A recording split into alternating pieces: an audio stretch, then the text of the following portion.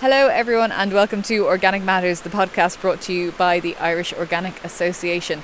If you listen carefully, there's a funny noise that you might not have heard in a while, and that is the sound of rain, glorious rain. I don't know where everyone else is in the country, but in Limerick where I'm from it has been very dry. But I've come up the country a bit to Dermot Carey, who is a veg grower. Dermot, whereabouts exactly in the country are we? Give people the lay of the land. I'm in South Kildare, and it's fantastic seeing the rain. We hadn't had rain in a long time, so yeehaw, fantastic. And I guess, well, you mentioned it as well, you've been listening to some of the podcasts, there's been a lot of, cattle farmers on, and we've had tillage farmers. I think you might be my first vegetable farmer of the season, and although technically, are we looking at tomatoes, and tomatoes are a fruit, I believe. So we're in one of your polytunnels. How many polytunnels do you have in total? I've got 3 polytunnels in total. Two of them here are 9, well, they're actually 30 feet wide by 114 foot long. And then I have a smaller one for propagation. And one of them is used for tomato production, and the other one is mixed. It's a mixture of cucumbers, beans, and courgettes, early courgettes. And anyone who heard a little muffled noise there, that was the sound of your elbow rubbing against the microphone, because you are a man obsessed. I can see the second we went in here, you're already kind of picking like little bits off the tomato plants. And yeah, doing a bit of side shooting here as we chat away. I'm finding this year the tomatoes are too advanced at the moment. We're like, what are we, the first week of August here, and they're well up 7-8 foot high, yeah. So I'd love to slow them down a bit, and they're ripening very fast with the heat wave we've been having the last couple of weeks. I have the vents up fully, but still they're ripening at a hell of a speed, and they're growing extremely fast. But I can't complain now, we're managing to sell them no problem. And how long have you been organically farming here? Here, I've been here 7 years, and before that I was working in several different locations, mainly down along the western seaboard. I've been working on projects in North Kerry right up to Inishowen. And did you always have a love of veg? Did you grow up on a vegetable farm? Yeah, I grew up on a 100-acre vegetable farm in Clondalkin, which is no longer a farm, and we had the business, the wholesale business, and the wholesale fruit and veg market. That was my mother's side of the family, and my father had the farm. They actually met in the market. I have the growing on one side, and then I have the wholesaling on the other side. So it's in the blood, it's in the DNA.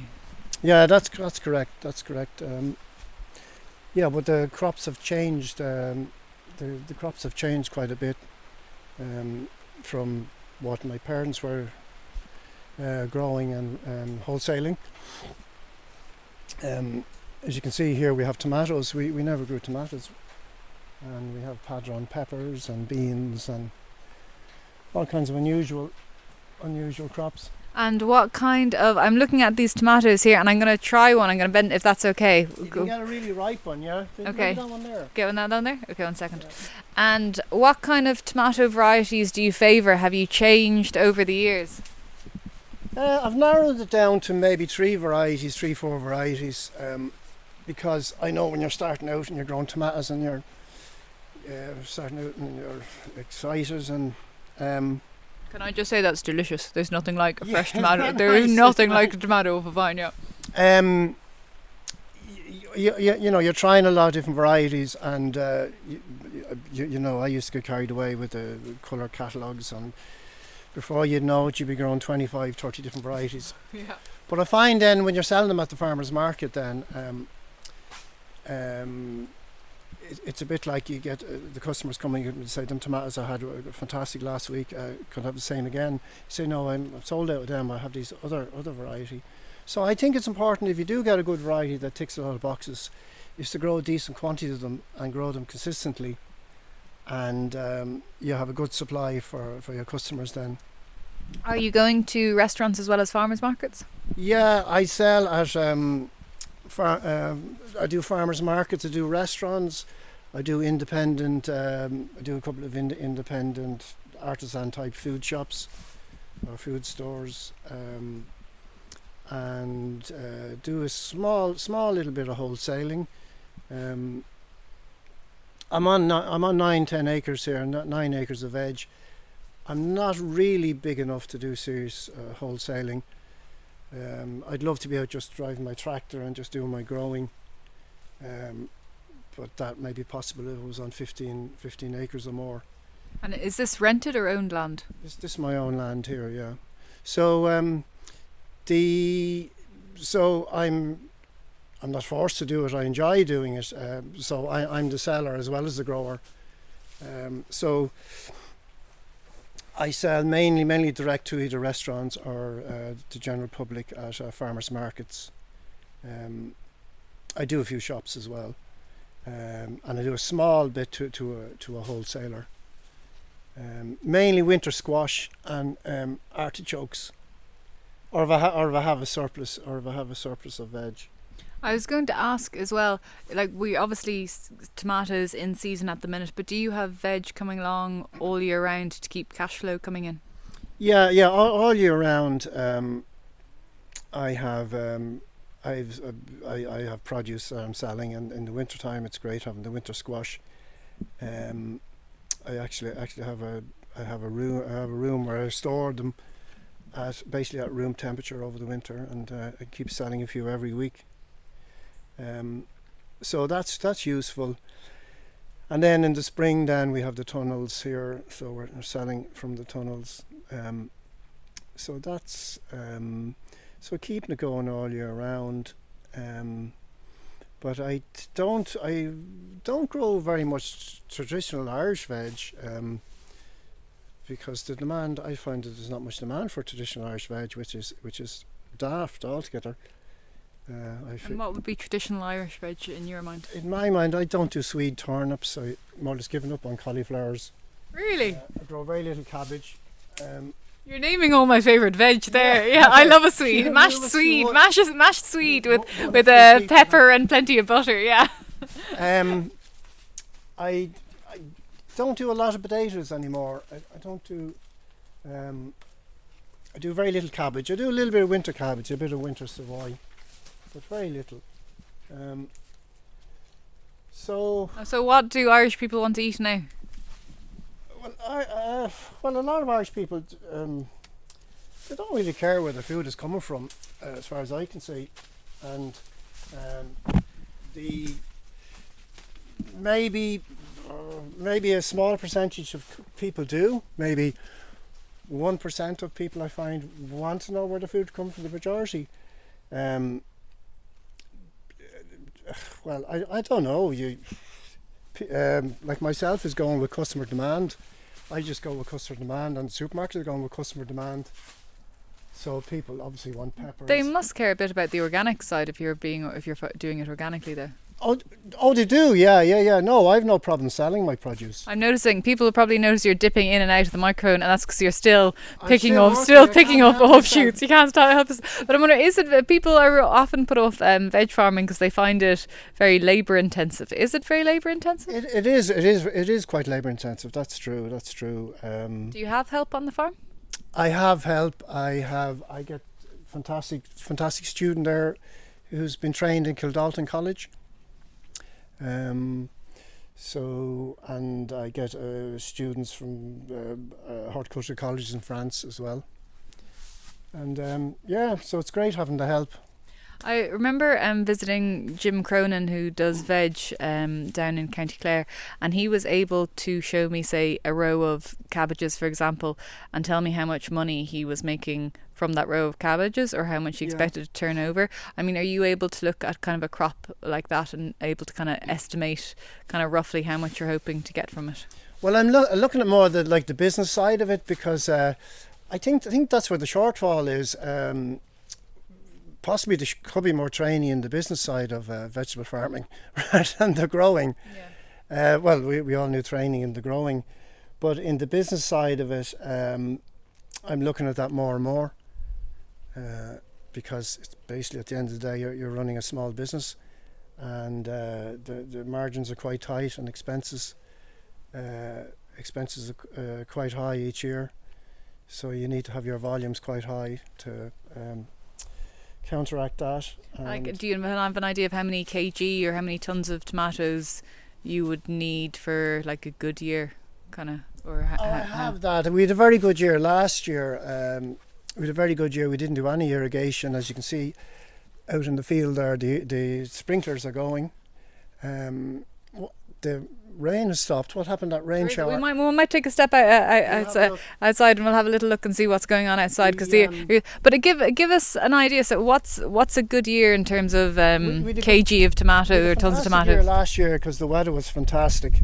The rains came at the right time, and a fair bit of sunshine. And have you noticed, Dermot, more awareness of people of kind of veg growing? Yeah, there's more awareness. Seems to be quite a bit of awareness now on social media, on Instagram and different social media platforms.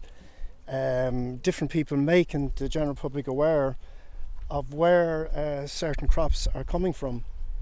So, and then pointing out the fact that, like, why isn't it advertised, the fact that we have our Irish produce in the supermarkets, and also the labelling, you have clear labelling on the country of origin, so people are aware that the carrots or the strawberries or whatever, if they're coming from Ireland or coming from the EU, and there seems to be more, which is fantastic. There seems to be more awareness of the country of origin, and people are coming to my stall and they're asking the question, like, where did you grow these, or where are these, what country are these from, or did you grow them, or are they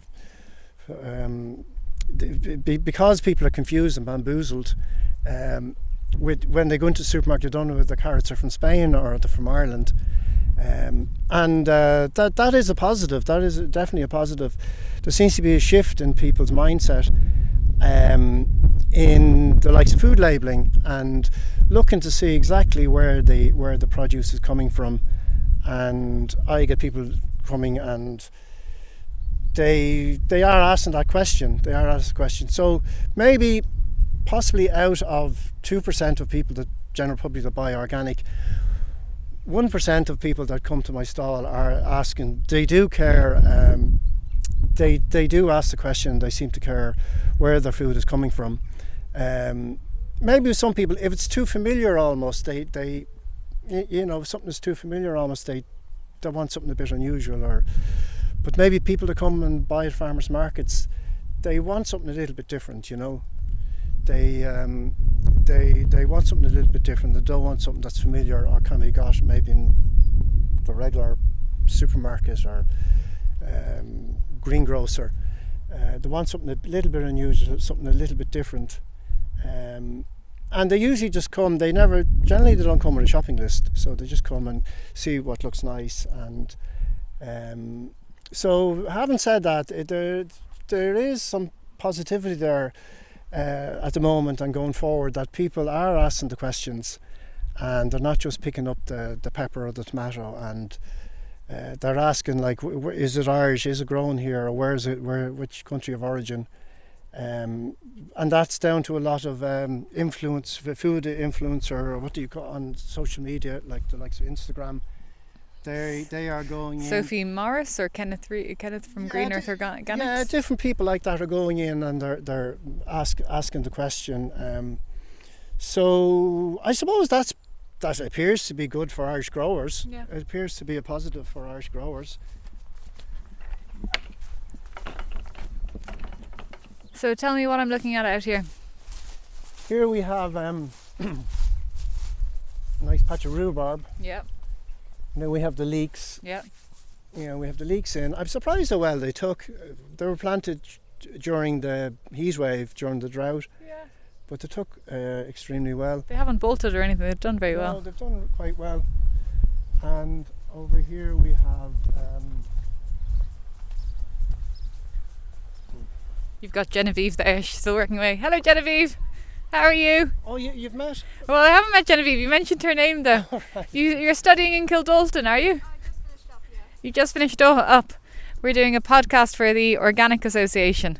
So tell us, what makes you want to be a veg grower? I kind of fell into it, but I was doing a level 5 and 6 at Kildalton, and as part of it you do work experience with a local grower, and I started first doing work experience for Dermot, and then he's kind of kept me on since. You must be good because he seems like a discerning man for character, so yeah.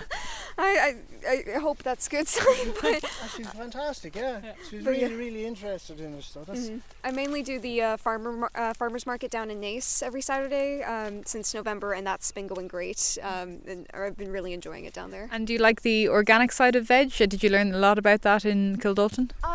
So Kildalton's more conventional growing, but it was really interesting. Last few years, they've been having way more organic leaning people. In my class, I think all but one of us was completely organic, and he was even transitioning into organics. So they're the teachers listen to that, and we're trying to push more organic style learning and resources for us, even though they weren't an organic course. But there was definitely a huge move amongst young students towards it, and it was the largest class in horticulture that year that they've had in decades. Oh, wow. So it's really good. It's a good sign that more young people are getting into this. And in terms of, I think that Dermot has quite a variety of stuff. Just looking around, even in I mean, I'm looking at maybe a field the size of a football pitch, and I can count I don't know how many different crops on it. I mean, does it feel like that to you as well? Oh, definitely. It's great. There's so many different varieties of vegetables, even within, we have courgettes, but we got stripy courgettes, yellow courgettes, we got all these summer squash and everything. And especially with my ADHD brain, I'm loving it. I can switch around to whichever task is my fancy. But it's great. And at the market, it's great to be able to provide so many different types of things to people. yeah. And then we supply some Michelin star restaurants, and they want the more unusual. Sometimes they want the more unusual, like the crookneck squash here. Oh, cool, yeah. We're just picking crookneck squash, and then we have round summer squash. And How are you composting, Dermot? What do you do for compost? Well, Do you use any animal manure? Do you get anything in? What do you do? yeah, we get animal manure, but we generally do sheet composting. I have 2 tractors, and we generally do sheet composting. Do a small bit of composting in a compost pile, but it's mainly just sheet composting. Whatever's left over is worked back into the land. And the 2 tractors there, I can see a machine on the back of one of them. What kind of machinery do you have then for actually do you plough, do you sow, what do you do? You can see actually the winter squash here flying at the size of a football already. The well, my background was field scale, so yeah, we have a 2-sod plough. I do all the cultivations myself. I have a 2-sod plough, and then I have different cultivators like power harrows and rotavator and that kind of thing, So, and we use biodegradable mulches as well. That keeps the weed pressure down and increases the soil temperature. Yeah. You can see it there with the winter squash. They're all planted through the biodegradable mulch. Well, it all looks very healthy. Anyway, Dermot, before we finish up, are there any kind of passing words of wisdom or anything that you want to pass on to any kind of future veg growers or anything out there? Yeah, well, I have given advice. I give courses and talks and stuff like that, but I'd like to let me say that's a good question. Yeah,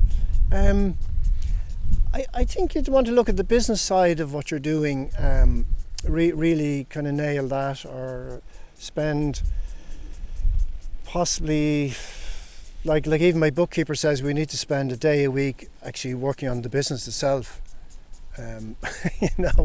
Looking at where the money is going, where the money is coming in from, where we're spending, where we're not spending, and look at the areas that are doing well, and look at the crops that are selling, and then even should there be a bit more government support for horticultural growers?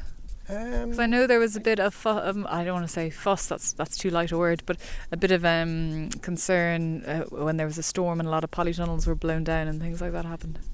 Yeah, well, that was unfortunate for a lot of growers. I don't really know. I never really went for grant funding or like the 2 tunnels. I just bought them myself and got a good deal on them, and I actually got a local building contractor to put them up, and I found that good, because if you get someone that's used to, he had all the machinery and the laser levels and all that kind of stuff. So so you can get on and do it, but you'd want to be watching the bottom line, according to your bookkeeper. Yeah, that's true. But it's important, I think, to have, before you buy your polytunnel, I think it's important to have someone that's going to erect it for you. Otherwise, it can be. I find people buy tunnels and they could be sitting there for 6 months on the ground. Yeah.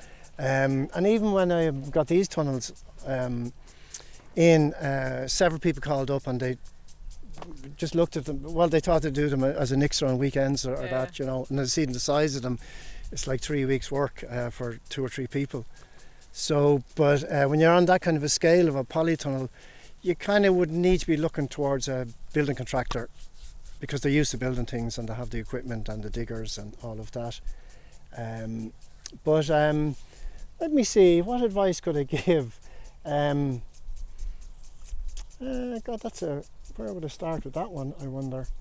Well, what advice do you wish you'd been given? Figure out who you're going to sell to and work back from there. Okay. Like growing for a restaurant starts in the kitchen. And I've worked with, like before I moved onto the farm here, I was working with different restaurants and big country houses and working with a lot of small scale growers. And I say to the chefs, growing for a restaurant starts in the kitchen and finishes in the kitchen dining area. So figure out your market first and then grow for that particular market. Like you're kind of growing for demand. As I said, I find there's not much demand for. I find it difficult enough.